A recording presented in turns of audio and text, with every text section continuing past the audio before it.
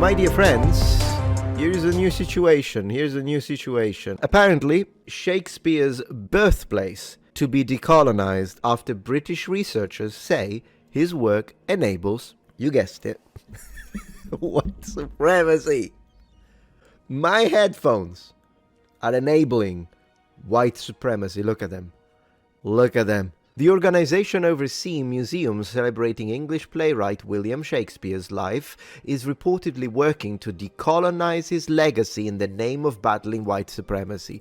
So this already, of course, it makes us all cringe. However, we do have to say that it's apt at describing what's happening. Because decolonize means twist and lie. That's what it means. It means twist and lie. It's basically sort of the DEI of academia, in the sense that we will choose works that should be taught, represented, or be inserted into all sorts of curricula, not on the basis of relevance to the whatever path that a student has chosen, not on the basis of formative credits, not on the basis of, well, this is actually going to be applicable, it's actually going to be practical, real, something that a professional will be able to utilize. No, it's on the basis of race. In the sense that anything white needs to be reduced, too much white. Well, of course there's too much white. This is the West. I mean, obviously our culture, our history, is going to be predominantly white. But this idea that they have to decolonize actually means that they want to twist, remove, cut, change, misrepresent, anything they have to do for the goal, which is this. So they make up this white supremacy threat in their heads because it isn't a threat. There are a few people that are white supremacy. I get it. Yeah, I don't think they're a threat. I don't think they're going to cause as much problems as they think they would. This is not the 1950s. This is ridiculous. However, they latched onto this and they are fabricating these threats. Like, what threat does the birthplace of William Shakespeare pose, realistically? What, that a bunch of people are going to be like, see, Shakespeare was white, so white rules. Okay, let them say it, who cares? I mean, you don't have a problem with black people saying that all the time. So at this point, I don't see it as a problem. They're proud of being white, good for them, I don't care. It's not a big deal. They're making it into a big deal, even though there are other things that are a lot more dangerous. For instance, illegals committing crimes on our population. For instance, Islamists committing crimes on our population. That is a lot more of a threat than anything this can pose, make no mistake. But due to the fact that they have a selective hatred, which is, I mean, it's manipulative and intentional when it comes to the people in charge, but when it comes to the people who have been brainwashed, they don't even know. It doesn't have to be logical. It doesn't have to make sense. Once you are brainwashed through high-level propaganda, logics doesn't matter. The cognitive dissonance in these people's heads must be to a level that the brain cells are self-imploding. But it doesn't matter, because they've figured out who the enemy is, and then they will do anything, and it will justify anything in order to get rid of the enemy. It's pretty much what the Nazis did with the Jews, basically. The Telegraph reported that Shakespeare's Birthplace Trust, a British non-profit in Stratford-upon-Avon, is working towards decolonizing its collection of Shakespeare's related artifacts to create a more inclusive museum experience. How does that work, by the way? Are you gonna be like, we have this dish that, I don't know, William used to cook beans on toast, so we're gonna swap it for an African bean because, I mean, he liked beans, so we're gonna use. How is that gonna work? I don't know how that's gonna work. They need to use, I mean, given that, they gotta get creative about it. If you're enjoying this video so far, please take a moment to check out my Patreon page. With as little as a $5 support, you can help us ensure that we can continue to produce high quality and high researched content. And at the same time, you get access to polls, extra videos, unlisted streams, and much more. Thank you so much. In recent years, critics in the UK have been scrutinizing aspects of its history, even down to criticizing the use of the term Anglo-Saxon. Oh, my friend, don't even get me started on the term Anglo-Saxon. You know what? We should totally make it a thing that every time you watch a video of mine and we're talking about history, you write it's okay to be Anglo-Saxon, and I'm gonna heart every single one of those comments. That's what I'm gonna do. Do it. Let's make it explode. make it explode, the videos full of Anglo-Saxon, it's okay to be Anglo-Saxon, let's do it. I fully support it, I fully endorse it. As the creator in question, all of my platforms, let's flood it. To describe the native people for which England was named. Oh yeah, the Anglo-Saxons. Hold on a minute.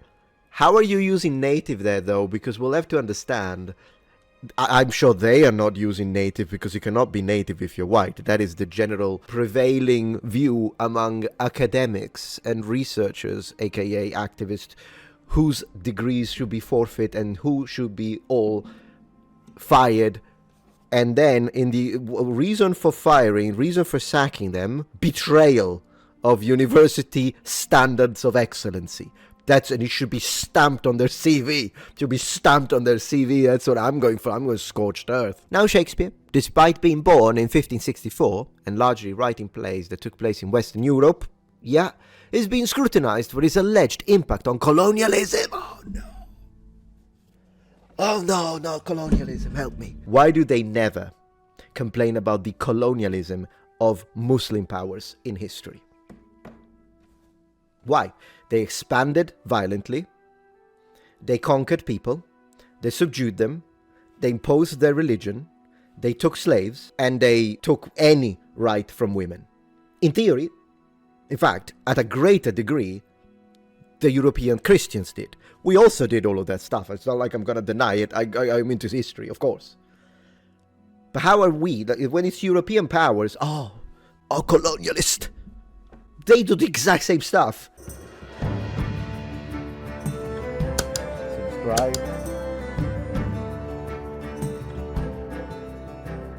I would like to underline, they really need to make up their mind, because they're having some trouble. If Shakespeare is a colonialist white supremacist because he's an enabler, then explain this. There are people that are claiming this and this. Sorry. Shakespeare was a black Jewish woman, new book claims. So I think there is a little bit of trouble in paradise, ladies and gentlemen. The process of decolonizing Shakespeare's work, let's see how it's going to work, reportedly includes researching, open quotes, the continued impact of colonialism, close quote, research. Can you imagine, like, you are given this amazing privilege of having a time to live on this planet, whether it be because you approach it by faith, like, man, God gave me life and now I can experience this life and then go back to him enriched. Or, hey, you're an atheist, I respect that, and to you it's just a chance, complete pure chance. What were the mathematical odds? I don't know, but you're here. Regardless, both apply, because you're wasting it researching the continued impact of colonialism. That's what you're doing with your life, with your spare time. That's what you're doing. Okay, on world history and the ways in which Shakespeare's work has played a part in this. Oh yeah. Who do they think they are? Montecchi, Capuletti, Romeo, sei tu il mio Romeo. And he said it in Italy. How dare he? Couldn't he said it in Southeast Asia? The effort, which roughly means distancing works from Western perspectives.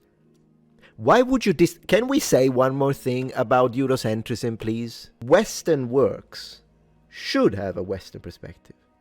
You should be Eurocentric at this point, I'm going to say. You need a European perspective, because that's exactly what you're studying. If you're studying and you want to understand medieval England, taxation, cultural interpretation, writing, poetry, you need to look at the world from their perspective. That's in fact one of the most beautiful and eye-opening things about, for instance, choosing to study things and cultures that are completely different than yours. It's not like I want to apply a Eurocentric perspective to the Japanese. I want to look at it from a Japanese perspective. Likewise, if I were to study whatever the heck in Africa, I would want to look at it from African perspective. I'm okay with that. Note this, they don't want to remove the Eurocentric perspective when you're trying to understand the artistic or religious positions of, say, someone in Mongolia. Then I can see it. I can see maybe these European people of the 1800s misunderstood. They try to translate the works in language and comparatively see how they understood the world. That's totally fine. But they want to remove the native inner perspective that is Western from the West. That's ridiculous. That is not the way to do it. It's contrary to try and understand our roots. Unless they're not trying to understand our roots, they're trying to delete them. My money's on the latter. Let's go.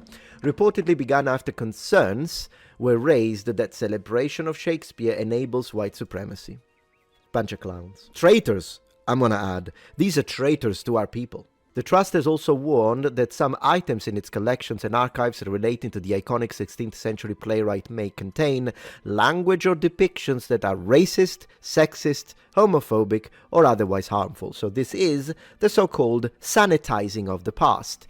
If we find anything that the past has done to be contrary to what our current regime, because this is regime talk, that our current regime finds inappropriate, we will sanitize it.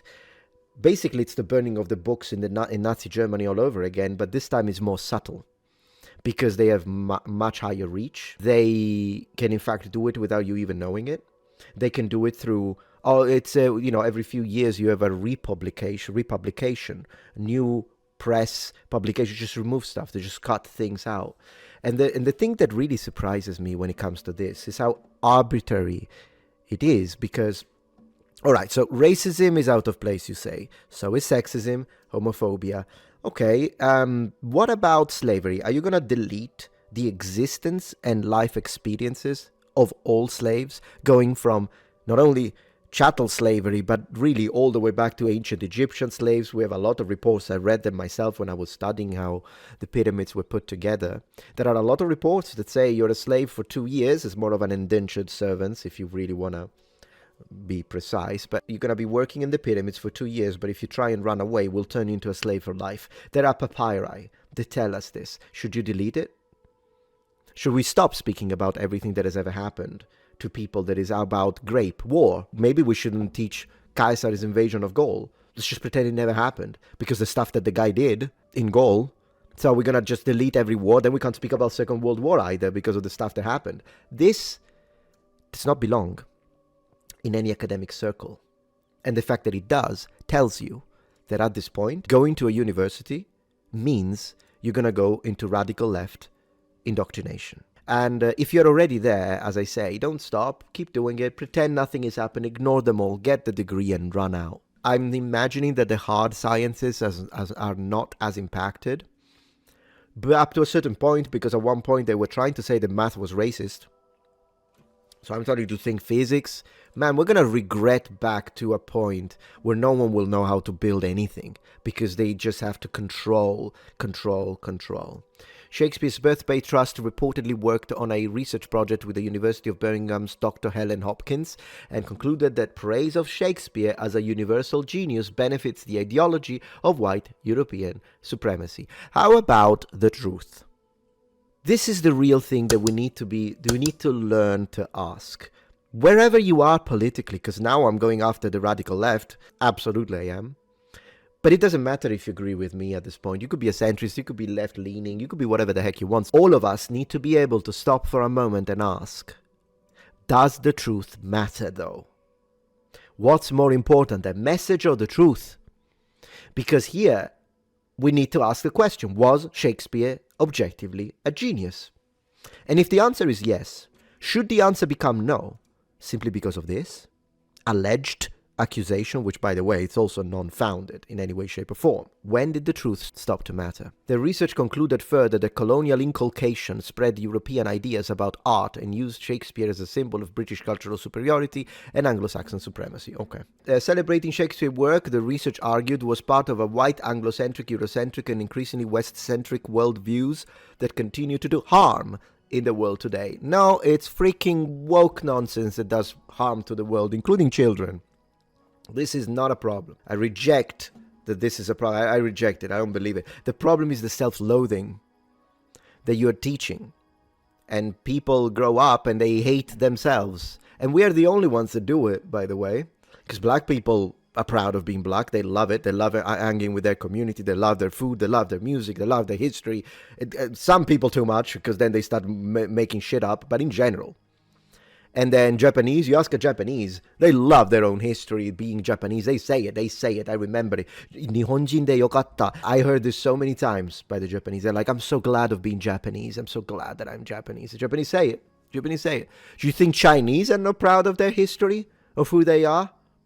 It's only us that we get these weirdos that do the self-loathing. Oh, I want to be white. And it's because of this. So this is what's dangerous. One of the solutions to a non-problem should not be classified as solutions, because it's not a problem. The solutions proposed by the project is for the Trust to present Shakespeare not as the greatest, but as a part of a community of equal and different writers and artists from around the world. So they're gonna get like a clown who doesn't know how to write anything. They're gonna up him to the level of Shakespeare on the basis of skin. I swear, next time I hear I'm anti-racist, I'm like, okay, it's a racist. To me, anti-racist means racist now, automatic. We are not all equal. We are not all the same. I'm not as intelligent as Einstein. It's ridiculous to do this. We're all winners. This is actually kind of an attitude that works sometimes too, that you have in corporate America, among other places. This does happen. We're all equal. We are all winners. No, we're not. But this idea that, oh, we are all at the same level, it's a lie. Man, we keep getting back to the same core argument, which really is sufficient to dismantle this entire thing. It's a lie. It can sound nice to tell a complete clown and an idiot, no, but you're the same as Shakespeare. As long as you write, you put in the effort, that's all that matters, then we are all the same. But it's a lie. I'm not the same as some insane engineer who could build stuff that is incredible, or some DNA researcher who will be able eventually to find a cure to cancer. I'm not the same, and it's okay. After publication, the Shakespeare Birthplace Trust pointed Fox News Digital to a recent statement saying, let's see, with its founding in 1847 for the benefit of the nation, the Shakespeare Birthplace Trust became the home of Shakespeare in England. So basically, you have betrayed what you were founded for in 1847. In fact, most likely, the founders of this you would call sexist and racist and misogynist. Trust became the home of Shakespeare in England. Some of our collections came to us by acquisition, but many are gifts that have been entrusted to us, exactly, over the years from donors in Stratford-upon-Avon, from throughout Great Britain. Precisely. They have entrusted you with their legacy, and you're destroying it. Hey, but as long as they don't call me racist, am I right? Yeah, despicable as always.